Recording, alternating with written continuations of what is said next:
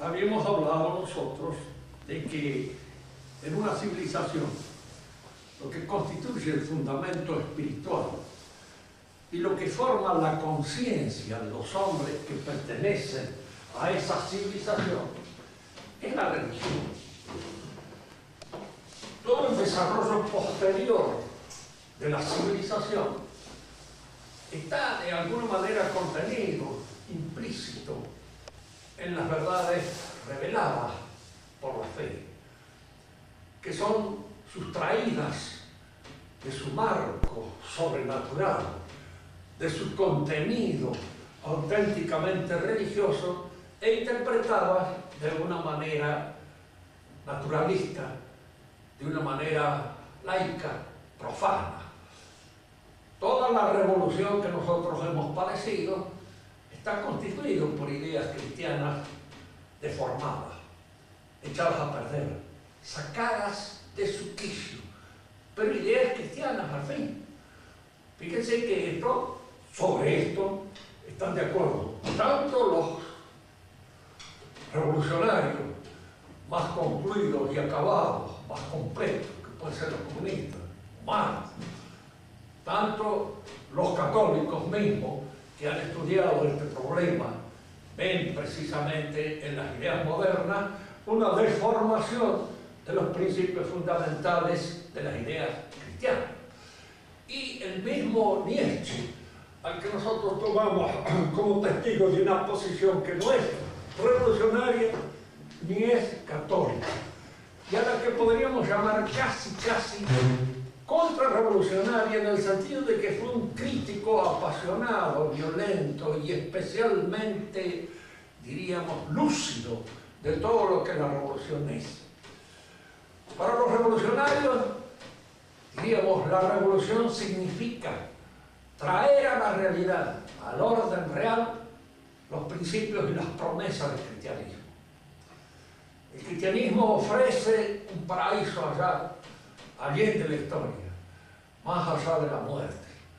Nosotros se lo ofrecemos acá, en la realidad, como resultado, en alguna medida, del ejercicio de la actividad propia del hombre. Este es el contenido de la revolución. Reconocen que el cristianismo ha hecho estas promesas de una sociedad hecha por hombres, en los cuales ya no va a haber mío ni tuyo, ni va a haber en alguna medida contradicciones fundamentales. La lucha de clases ha desaparecido, todo esto que el cristianismo promete para el otro mundo, nosotros nos prometemos para este. Y el énfasis puesto y recalcado en esa promesa de realización efectiva aquí en la tierra es lo que constituye, diríamos así, la fuerza de la revolución.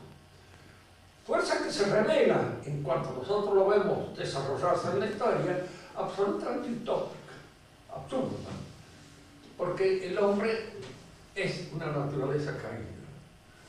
Y diríamos así, entre nosotros, un desgraciado sin vergüenza, que siempre de alguna manera dará cuenta y razón de esta desvergüenza fundamental de su manera de actuar.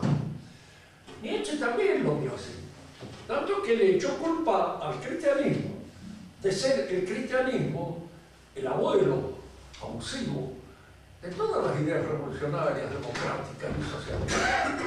Vio como un desarrollo del cristianismo, pero él creía, y aquí es donde advertimos su error, su equivocación, él creía que era un desarrollo legítimo, que esto que se percibía en todas las ideas revolucionarias modernas, este socialismo, este democratismo, estaban ya implícitos de alguna manera en el cristianismo, y que no es nada más que un desarrollo legítimo del cristianismo.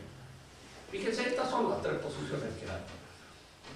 Para el católico, que piensa y que más o menos conoce y sabe, el mundo moderno es un desarrollo de las ideas cristianas vuelto locas, enloquecidas, arrancadas de sus quicios sobrenaturales y puestas en un quicio que no es el de ellas. Para los revolucionarios, todo el movimiento revolucionario actual es el cumplimiento efectivo, real, aquí en la tierra, de las promesas ilusorias del cristianismo. Pero ellos vienen a traer precisamente el reino de Dios acá. Muchos de estos pensadores lo dicen con las palabras, reino de Dios. Kant habla del reino de Dios y del reino de Dios obtenido por una sociedad de las naciones, de las cuales es en alguna medida el profeta autorizado y legítimo. Y para Nietzsche, el cristianismo es el abuelo abusivo de todo esto. Esto sale del cristianismo, pero él cree que sale como legítima consecuencia. Porque, dirá él, el cristianismo predicó la igualdad de los hombres. Nunca hay tal cosa. Y si nosotros vamos a examinar el pensamiento más autorizado dentro del mundo cristiano, el pensamiento de Santo Tomás. Y Santo Tomás no habla en absoluto de igualdad, porque esto se apoya muchas veces en esas palabras que dice San Pablo. Para el reino de Dios lo mismo es ser mujer que hombre, ser judío que pagano, ser viejo que joven, o ser emperador que mendigo. Y en esto sí lo dice. Para el reino de Dios, todas las situaciones en las cuales el hombre se encuentra están abiertas para ese reino, son efectivas. Pero eso no significa, primero, ni ignorar que esas desigualdades existen, efectivamente.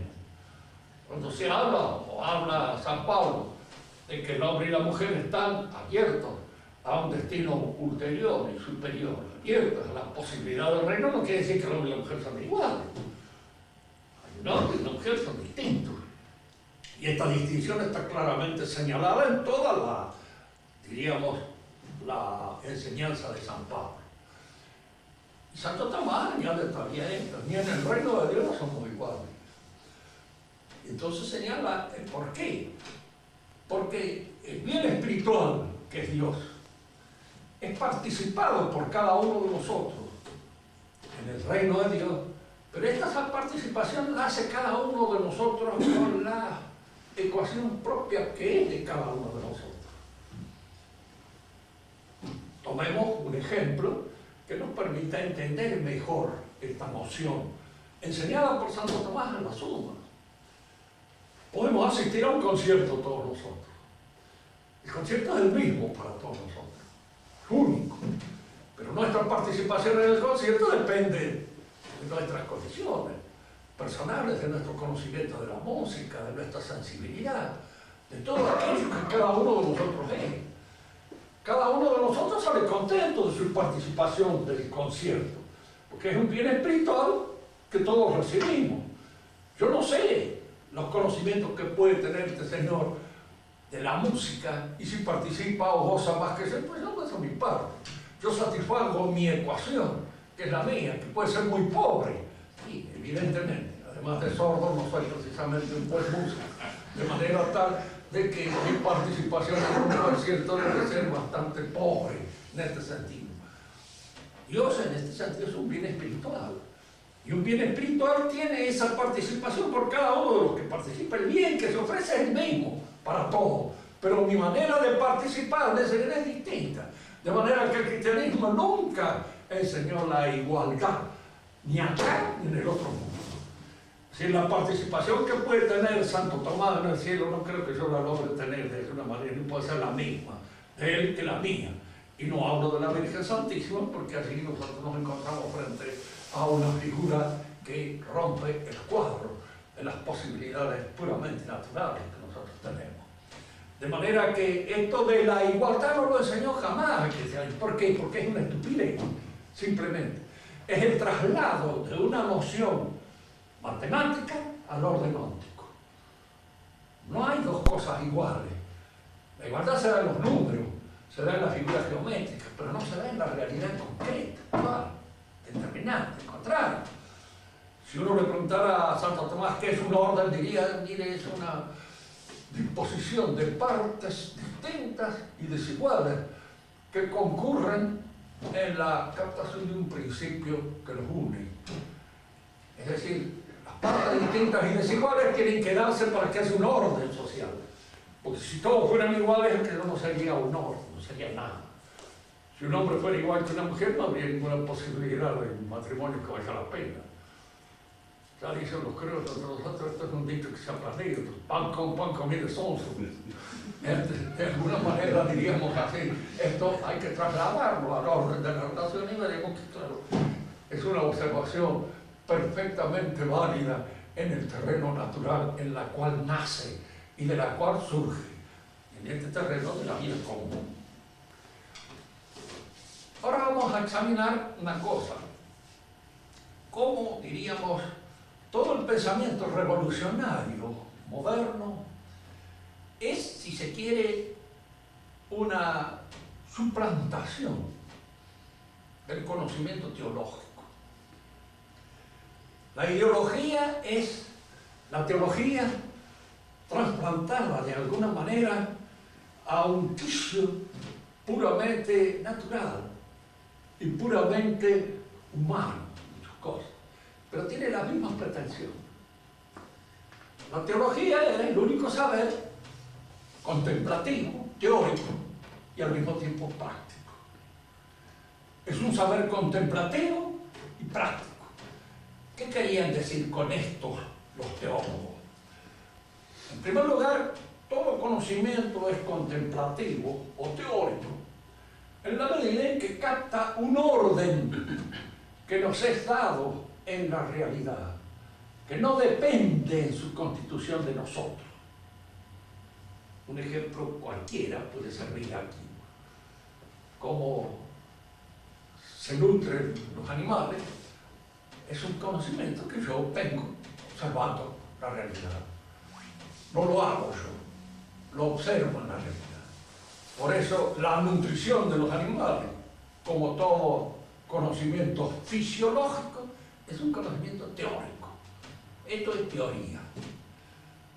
¿Qué se opone a este conocimiento? El conocimiento práctico. El orden que yo realizo en mis actos libres para alcanzar un objetivo, un propósito. Quiero estudiar, y al proponerme estudiar tengo indudablemente que organizar mi vida de modo tal de que logre mi objetivo.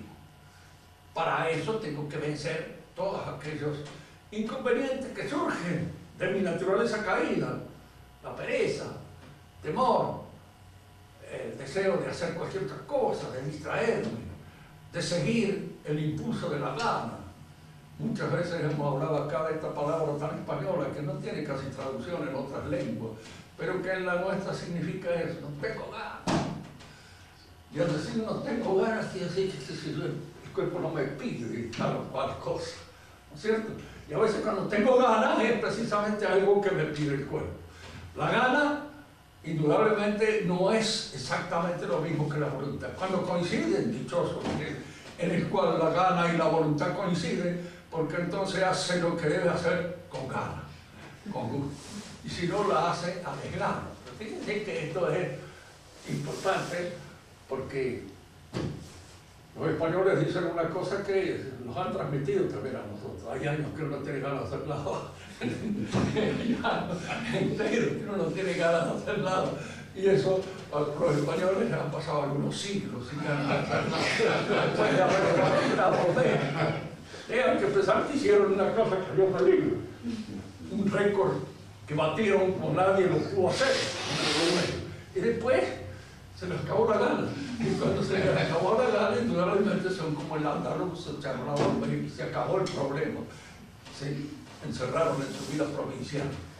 Decimos entonces que lo contemplativo, lo teórico, es decir, que la palabra misma teórico empieza con teo, Dios. Quiere decir la observación de aquellas cosas que dependen de la inteligencia divina y que yo las contemplo. La teología es teórica en este sentido, que todo aquello que la teología nos enseña es una enseñanza que está dependiendo en su estructura inteligible de la revelación divina.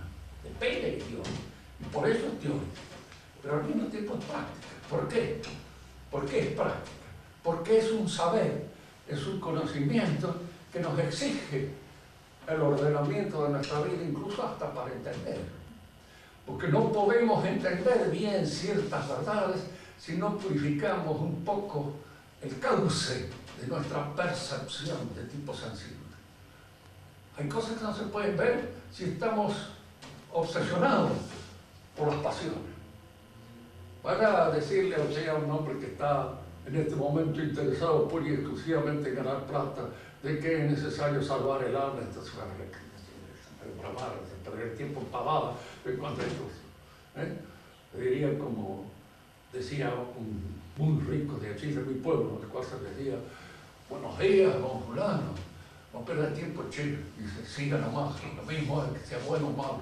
Porque en ese momento él estaba encauzado en otras cosas. No había que perder el tiempo en saludar y en decir tonterías de esa naturaleza. Para un hombre ocupado en esa ganancia, indudablemente que el pretender llamarle la atención sobre estas cosas es eso. Me viene este zanahoria con eso. Ahora llega el momento en que indudablemente, a lo mejor cuando ve el último palmazo a la luz que lo está iluminando, se dé cuenta de que efectivamente tal vez hay algo más en el otro lado. Antes la gente se arrepentía, dicen, de haber llevado una vida mala. Se arrepentía de ver. Los arrepentimientos eran auténticos. Los arrepentimientos actuales son un poco raros, porque no tratan y no producen el efecto o el fruto que puede producir un verdadero y auténtico arrepentimiento. San Roderico de Finchala fue un pirata que caboteó en todos los mares así del norte de Europa y hizo una fortuna como pirata. Se arrepintió, entregó toda su fortuna y se fue a vivir como un ermitaño, por ahí retirado. Ese es el arrepentimiento. No era el arrepentimiento del director del diario Crítica, que también parece que en el último momento se arrepintió, pero no vendió nada, no entregó nada, no hizo absolutamente ningún movimiento de actuación arrepentina, auténtica y cabal. No un arrepentimiento nada más. Ahora sí, bueno, total, qué sé yo, lo que se me presenta después en este mundo, tal vez los curas estos tengan razón. Me confieso y se acabó el problema. La teología es un conocimiento teórico, por eso, y práctico al mismo tiempo, porque ver ciertas cosas exige una cierta pureza, porque el que no la tiene no la ve, y el verla es porque el ojo está sano para poder verla, para poder contemplar ciertas verdades, porque hay ciertas verdades que al ojo que está oscurecido por los elementos pasionales no las ve. No logra verla. Diríamos así, esto sucede a veces en la apreciación misma de las cosas, de los hombres. Nadie puede apreciar la nobleza de otro hombre si no es un poco noble, si no tiene de la nobleza por lo menos una cierta vivencia, porque no se da cuenta de lo que es ser noble, de lo que es ser canalla. Lo dice Cruz cuando apagó la luz del bailongo en el cual estaba metido. Como nunca he sido vil, nunca he sido innoble, poco el peligro me espanta, me resbalé la manta y la eché sobre el candil. Después sigue todo aquel otro que viene del baile, y que sigue en el Martín Fierro. Pero el Martín Fierro hay así esas, diríamos, como luces, es que aquel que está viviendo en ese momento es tipo noble. Yo en alguna oportunidad escribí un pequeño ensayito sobre esto, diciendo que tanto Cruz como Martín Fierro tenían que ser herederos de algunos de esos soldados que combatieron en las guerras de la independencia, que combatieron en las guerras civiles nuestras, y a los cuales les dieron campos en la provincia de Buenos Aires, que fueron a instalar allá, muchos de ellos con un campo que no tenían dueño de ningún género, porque Martín Fierro dice que él era dueño de una tropilla y que era dueño de un montón de vacas y que tenía un ranchito, y que él todo eso se lo tragó posteriormente en la justicia cuando él fue a parar a la frontera, con consecuencia de una persecución que recibió. Pero se ve que era un hombre de buen origen, porque tenía un sentido, una cierta altivez en su manera de comportarse, un cierto sentimiento del honor que aparece en él, a pesar de sus ofuscaciones, a pesar de todos sus tropiezos y a pesar de todos sus pecados. Mata a un pobre negro en un lugar así donde lo desafía por poco. le ofende a la mujer, le ofende a él y después todavía lo mata. Bueno, en la segunda muerte que tiene no es tan mala porque se mete con un bravucón de ahí en el pueblo y bueno, a ese le hizo mostrar el cebo de un revés con el bastón, pero este fue una pelea, si se quiere, mató bien, como dicen los criollos, en aquel tiempo, mató bien. Y después la pelea ya con la policía, el indicio de que había que ir a pudrirse en un calabozo o defenderse como se podía. Se va a los infieles y cuando está entre los infieles es cuando él descubre que es cristiano. Ya más o menos lo sabía, pero así lo descubre. Y lo descubre de una manera efectiva. No solamente que es cristiano, descubre que es un caballero. Cuando de alguna manera este indio está apaleando a la mujer y él sale en defensa de ella. Y se juega la vida en un momento bastante difícil, porque entre nuestros héroes criollones hay una diferencia muy grande con los norteamericanos. Los héroes del Far West son todos los tipos que tienen una velocidad tremenda para el revólver y tiran 2 segundos antes que cualquier otro.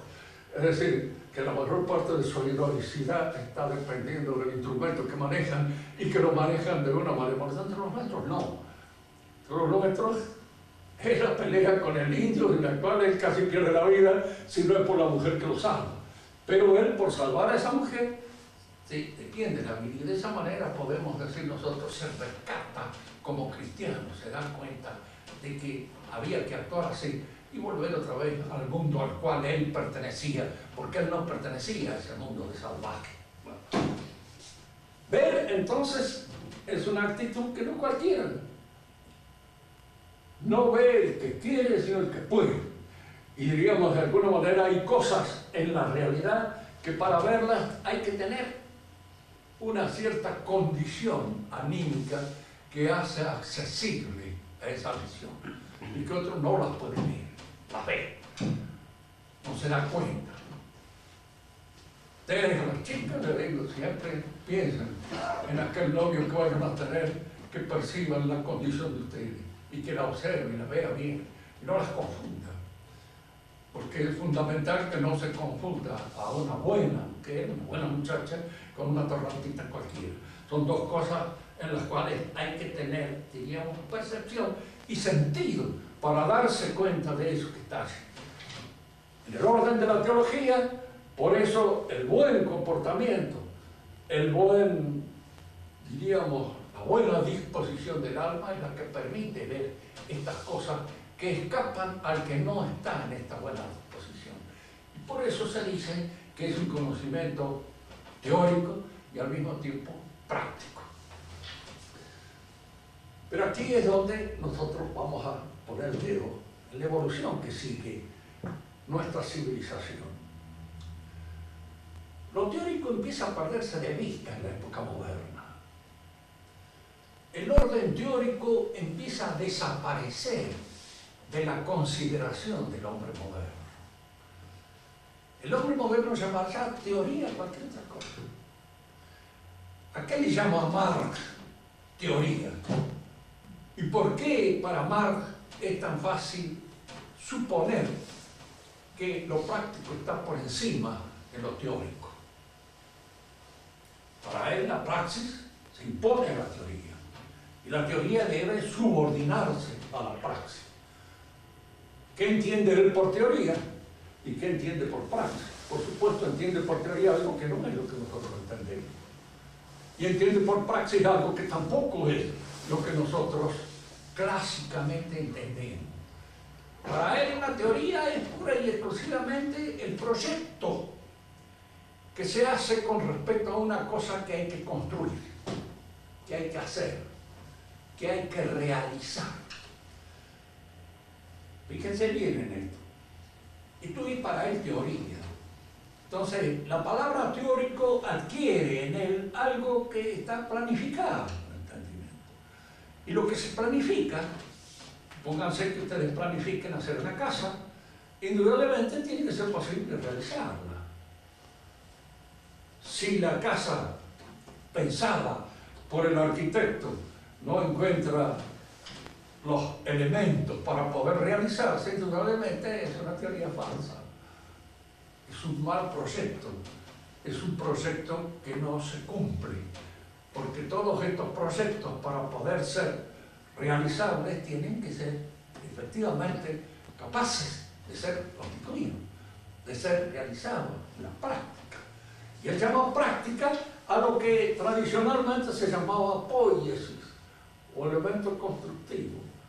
Porque la práctica, en el sentido tradicional del término, es la organización de nuestros actos libres en función de esos objetivos que tenemos que cumplir, tanto en el plan individual como en el plan familiar, como en el plan político.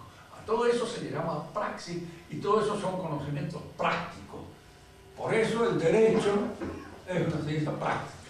Fundamentalmente es ciencia práctica porque es una ciencia que tiende instrumentalmente a la organización de los actos libres en el orden social y en la sociedad.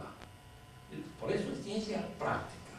Cuando se habla de teoría del derecho, se está haciendo una confusión interna, muy corriente en nuestra época.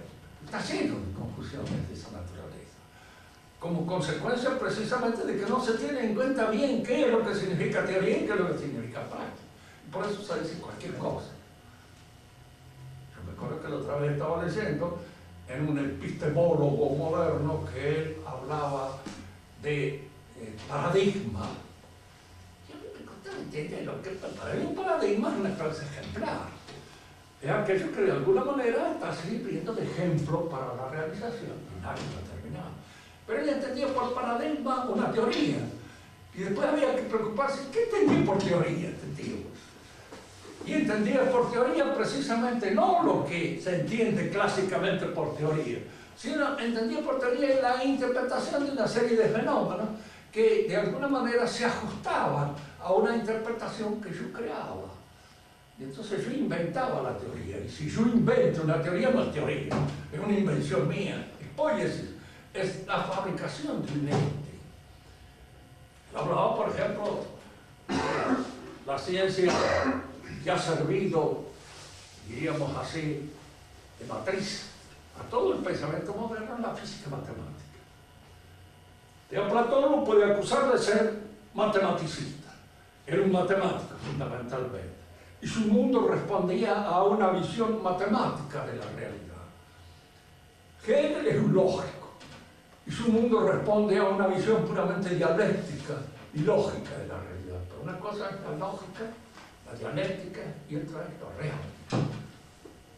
En lógica, si tú le preguntas a un niño qué es lo opuesto a varón, dirá mujer. Está bien en lógica, porque son dos conceptos que se oponen. Pero si usted traslada esa contradicción al orden real, usted está cometiendo un disparate. Porque esa contradicción en la realidad no existe. ¿Qué es lo contrario de la madre, el hijo? Son dos nociones, ¿sí? Distintas. La madre, ser hijo. Pero de ahí no puede sacar usted que esa contradicción lógica se dé en la realidad concreta, en el orden óntico, porque está en el orden puramente lógico. Yo no puedo pensar en un ser perfecto, totalmente perfecto, sin pensar que existe. Esa es la demostración de la existencia de Dios que hace Descartes, fundada en una demostración de la existencia de Dios que hacía San Anselmo. Eso es lógico. No puedo pensar en un ser perfecto sin pensar que existe. Entonces de ahí que ese ser perfecto existe, efectivamente. Fuera de mi pensamiento hay un abismo. Es decir, es una demostración puramente lógica, inútil, que no demuestra nada. Entonces, todo ese argumento ontológico es falso. En razón precisamente de estas transposiciones, de un orden a otro, de un nivel a otro. Del orden de la matemática no se puede deducir nada para el orden real, y del orden de la lógica tampoco, porque la lógica tiene su propia ordenabilidad distinta a la que tiene la realidad concreta a la cual yo me refiero. Lo que nos interesa es que el pensamiento moderno pierde de vista lo teórico. No hay teoría. ¿Por qué? Les voy a decir que una frase de Jean-Paul Sartre. Dice Jean-Paul Sartre una cosa que es perfectamente cierta y lógica. No hay naturaleza humana Porque si hubiera naturaleza, hay que admitir que hay un Dios que la piensa. ¿Me parece cierto? Y ahí concluye, como hay Dios, y en cierto modo esto parece que lo ha demostrado de una manera definitiva, absoluta y total, no hay naturaleza. Y en esto es consecuente y claramente, diríamos, lógico en su pensamiento. Es lo que tiene de bueno Jean Paul Sartre. Siempre muchas veces le decía a muchachos que eran alumnos y que estaban entusiasmados con Jean Paul Sartre, no me están leyendo hasta el final. Es una invitación al vómito, y si logran vomitar, todo eso les va a hacer muy bien, porque de esa manera van a quedar con el estómago descargado. Pero hay que vomitar todo. Que es cierto, llegan las conclusiones hasta la última. Si no hay naturaleza, ¿qué es el hombre? No podemos decir, es lo que él quiere hacer, lo que él pretende realizar, es su proyecto. Fíjense que acá está todo. Su proyecto, fue mi proyecto, este hombre es su proyecto. Yo no le podría preguntar, pero dígame, Jean Paul, ¿no ha pensado usted alguna vez en su vida si ese proyecto que usted tiene para realizar en la vida es inteligible? Porque si ese proyecto es inteligible y transmisible y enseñable a los otros, es inteligente. Y entonces en el proyecto aparece la inteligencia. No lo va a conducir usted mediante una fuerza a la cual le llama voluntad, porque si usted admite que en el proyecto hay inteligencia y hay voluntad, usted está admitiendo la naturaleza humana metida en el proyecto, esa naturaleza que usted negaba paladinamente. Que para poder negarla, tiene que ser de su proyecto un caos, una cosa tan absoluta y absurdamente individual que no le entiende a nadie, ni nadie sepa lo que es, ni siquiera puede decir que es un proyecto. Porque si dice que es un proyecto, está utilizando un concepto que es común a todos los demás y que de alguna manera es comprendido por todos los demás. Una definitiva liquidación de este pensamiento está en un trabajo que escribió Niño de Anquín, que se llama De Relicti Sumus in Mundo. Estamos tirados en el mundo, para indicar cuál era la actitud de estos pensadores, donde lo demueve totalmente con un razonamiento implacable que va siguiendo paso a paso el absurdo de esta manera de pensar. Al perder de vista lo teórico, el mundo moderno empieza a exacerbar, no lo práctico, porque utiliza a veces el término práctico, pero lo utiliza mal. Lo utiliza más bien como poético. ¿Qué era lo poético? Todo aquello que el hombre construye o produce para beneficio de su comodidad, de su instalación en el mundo, de la mayor o menor belleza de esa instalación.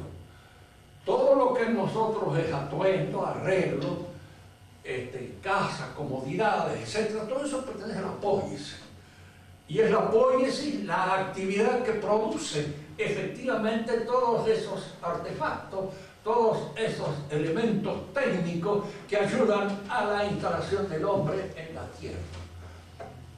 Ahora, indudablemente, si se empieza a imponer una mentalidad poética a la mentalidad teórica, desaparece Dios del universo. ¿Dónde vio la Iglesia por primera vez la aparición de esta mentalidad? En Galileo.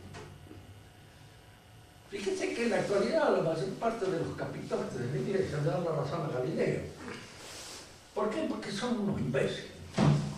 No han estudiado nunca ni lo que quiso decir Galileo, ni lo que quisieron decir algunos miembros de la Iglesia, entre los que los había muy inteligentes, como era San Roberto Bellarmino, que fue el que vio bien el asunto Galileo, las cosas que así se discutían.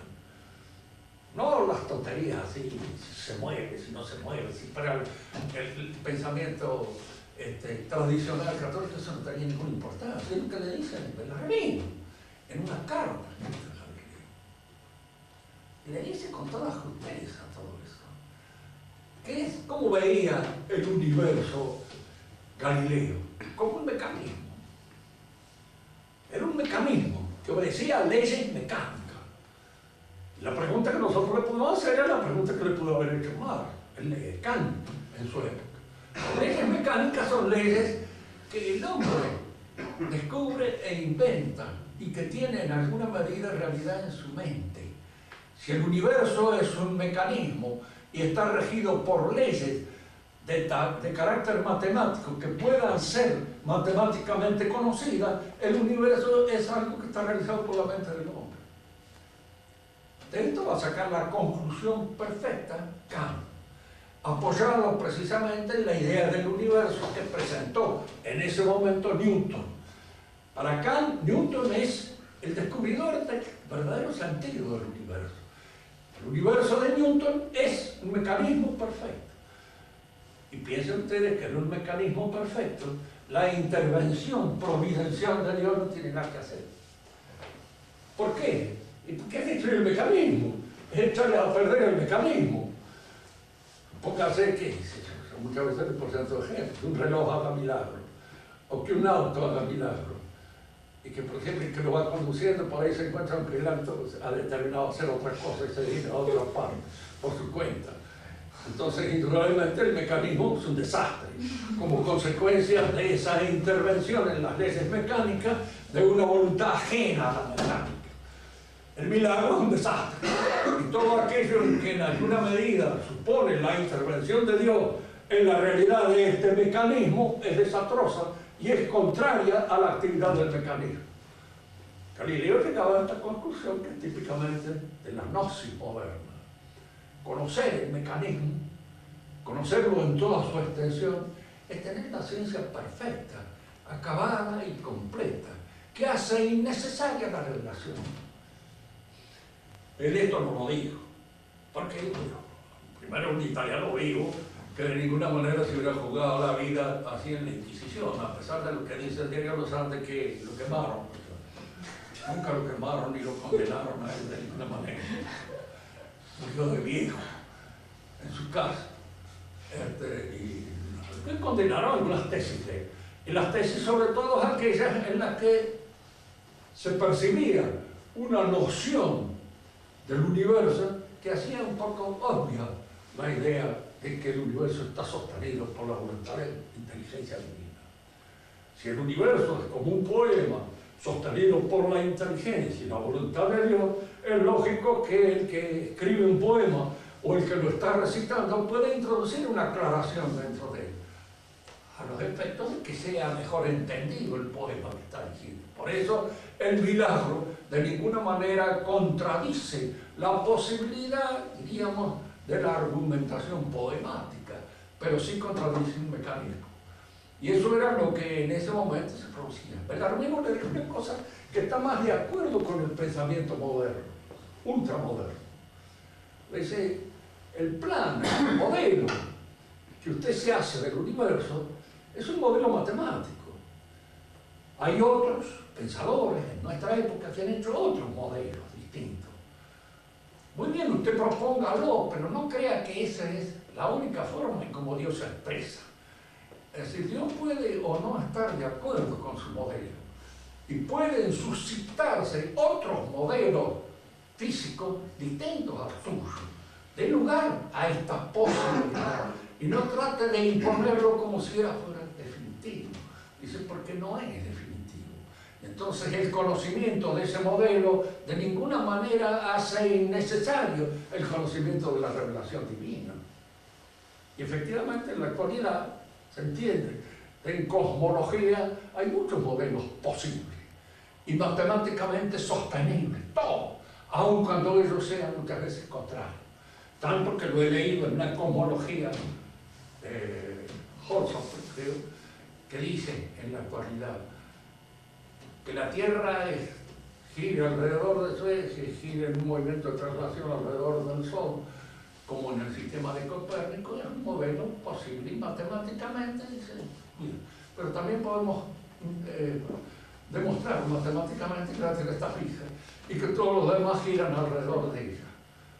Fíjense que en este sentido ya Santo Tomás decía una cosa que es, la verdad, simple, sencilla y humana, surgía del buen sentido, acerca de las apariencias sensibles de las cosas se pueden dar muchas interpretaciones. Y efectivamente en la actualidad se pueden dar muchas. que este modelo del mundo último, que es un modelo que, mientras responda a los elementos observables hasta ahora y por los métodos que actualmente tenemos, más o menos aceptable. Pero si deja de responder a un aspecto que se presente en el futuro distinto, que contraría el modelo, hay que cambiar el modelo y interpretar la realidad de otra manera. A través de esta ciencia físico-matemática, constructora de modelos del mundo, se va imponiendo, diríamos así, el pensamiento ideológico. ¿Por qué pensamiento ideológico? Porque es un pensamiento constructivo de la realidad. Es un pensamiento que trata de enseñar cómo la realidad se constituye en la mente humana, Kant. Cómo la realidad se constituye a través de la mente humana, Hegel.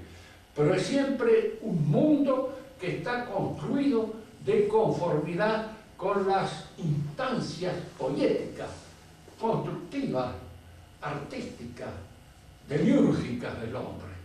Y esta forma de pensar, ¿dónde adquiere su última realización? Aquello que diríamos así, corona todo el esfuerzo del pensamiento moderno, en Marx, en Carlos Marx. Porque Carlos Marx es heredero de todo esto. Y es el que en alguna medida, al heredar todo esto, hace, diríamos, la última conclusión lógica. Hasta este momento, los hombres que han pensado el mundo lo han construido teóricamente en su cerebro. Ahora el mundo tenemos que hacerlo. Y en esto constituye la revolución.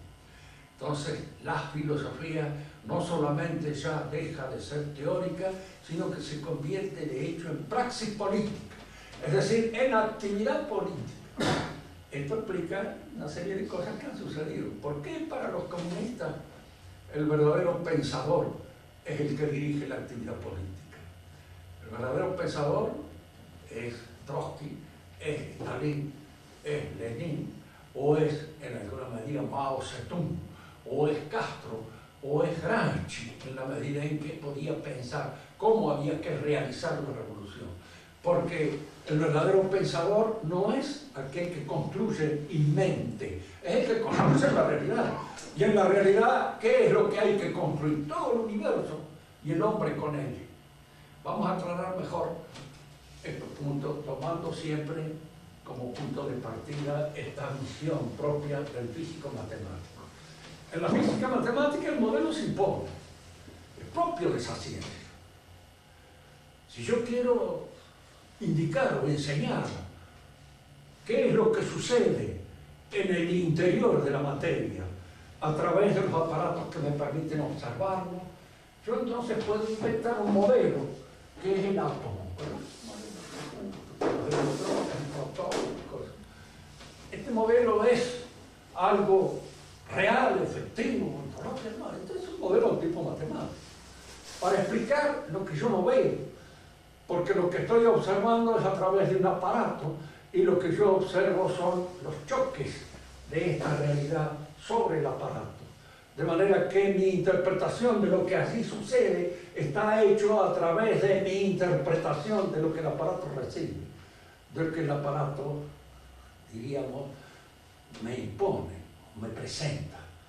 Entonces yo, para darme una explicación de eso que está sucediendo, invento este modelo. Este modelo es un ente de razón, es un ente inventado por la razón humana. Ahora, esto que sucede en el terreno de la física, ¿no podría suceder lo mismo en el terreno de las actividades del hombre? No puedo inventar un modelo social que responda a las exigencias de esta preocupación nuestra de terminar con todos, diríamos, los inconvenientes que la sociedad crea. Vamos a suponer que todos esos inconvenientes que la sociedad crea son producidos por la posesión de los medios de producción que esta sociedad tiene. Si yo pienso o me pienso individualmente, o constituyo un matrimonio en el cual supongo yo que mi mujer y yo constituimos una unidad única. Todo esto está inspirado por la forma, por la manera de manejar, diríamos, los medios de producción colectiva.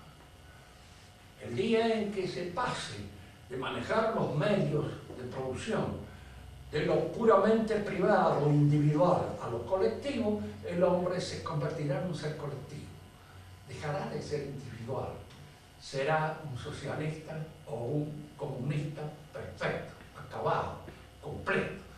Fíjense que esto que aparece como una desmesura propia de la ambición del socialismo, del comunismo, está también en nuestros pobrecitos democráticos, radicales o cualquier otro. Siempre le dirán a usted que esto no está funcionando porque el argentino todavía no está preparado para esta bienaventuranza que nos están regalando, que es la sociedad democrática. Entonces, cambiando el hombre, modificándolo por medio de la educación, por medio del maestro laico, por medio de los libritos que nos enseñan a pensar correctamente de acuerdo con aquello que enseña el mundo norteamericano, este hombre cambia, se modifica. Y al cambiar él y al modificarse, él modifica todo el orden social. Todos los medios de comunicación actual están dirigidos a la creación, a la producción de ese hombre. Los comunistas fracasaron. ¿Por qué? Porque habiendo destruido las posibilidades de la posesión privada de los medios, no pudieron destruir ni la ambición, ni los deseos de afanar, ni los deseos de meterse en las cosas ajenas, ni los deseos de meter la mano en la lata, ni los deseos de nada. Todas esas cosas se siguieron produciendo. Y se siguieron produciendo porque el hombre no cambia su naturaleza. El proyecto no logra transformarlo. Sigue siendo el mismo desgraciado, inconsecuente que era antes.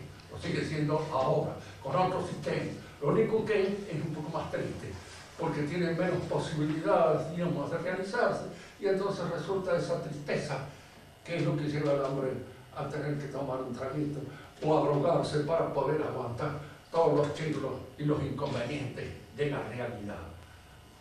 Todo este modelo propio de la ciencia física se traslada ahora en la ideología. Entonces la ideología es el conocimiento perfecto, acabado, completo, el que le da al hombre la posesión total de su naturaleza.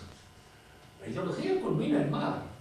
Fíjense que este retroceso ahora, simplemente por fracaso del elemento utópico que hay en el marxismo, este retroceso a las formas liberales, es un retroceso que indica pura y simplemente que se ha abandonado este propósito total de la ideología, pero no indica que es hacia ahí a donde la ideología conduce.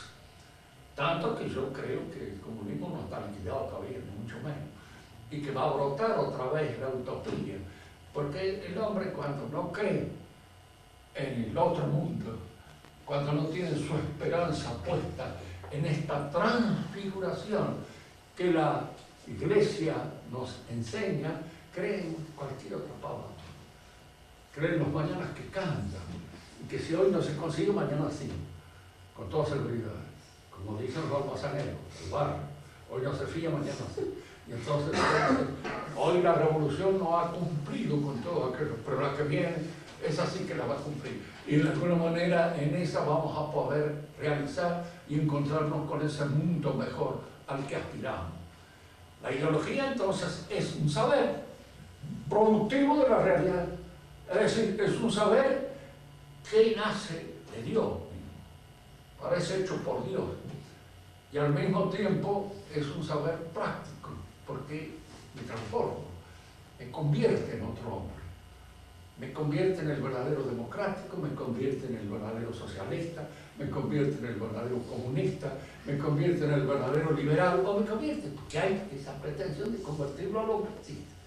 En la actualidad nosotros lo vemos a través de todos los medios de comunicación como presionan permanentemente para que el hombre piense ahora incorrecto. Le digo esto porque yo puedo ser considerado como un tipo incorrecto, que no piensa correctamente. Como no piensa correctamente, hay que tratar de silenciar, que no hable. Hablar, hablo, que para eso tengo un montón de amigos con los cuales hablo, pero publicarme algo en el Diario de los Andes o en cualquier otro, no publican absolutamente nada. Y alguna vez he enviado y no lo publican. ¿Por qué? Porque me dicen, no, mire esto, qué sé yo. Es decir, no es correcto el pensamiento. No estoy en la línea de la corrección, de eso que los franceses llaman la pensée imbécile, es decir, el pensamiento idiota, que es el pensamiento que de alguna manera surge impuesto por los medios de la comunicación. La ideología lo hará a usted libre, le dará la libertad total. El saber sin falla es la gnosis, es el conocimiento total, es ese, el que la ideología provee. Hoy el que no es liberal está perdido. Y lo dicen los mismos liberales, por ejemplo, no, pero está en una cosa completamente errónea, está lejos. Y note que usted le diga a algún mire, es que yo no soy político, yo soy un profesor. Y el profesor debe decir lo que piensa y debe enseñar la verdad. De manera tal que yo no pretendo acomodarme a esta o a la otra situación con el objeto de conseguir una posición aquí o allá. No me interesa, me ha interesado siempre la verdad, me ha interesado por ella. Ahora he podido vivir siéndola. No muy bien, pero más o menos. Yo he sacado el esqueleto a flote. Pero no sé lo que pasará mañana. Pero ese pensamiento es un pensamiento que se impone como el pensamiento total. Si ustedes ahora tienen la oportunidad de hablar con gente que esté más o menos al día, se darán cuenta de que en esto hay fundamentalmente un pensamiento utilitario.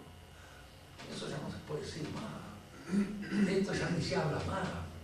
¿Para qué sigue usted hablando de estas cosas que ya nadie habla, que no están en auge, que no están, diríamos así, en el movimiento, pero les colocan para siempre, lo desubican, está desubicado, afuera del enchufe en el cual debe andar?